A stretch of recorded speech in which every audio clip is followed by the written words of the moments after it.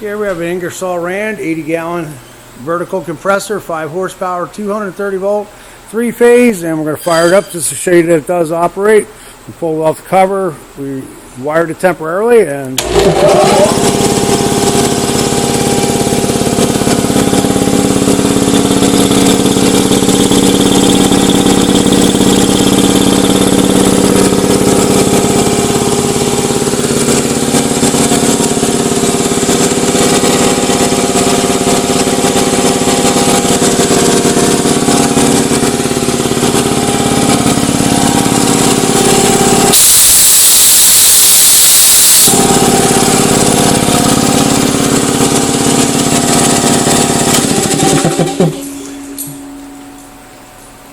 yeah, the gauge is a little bent here.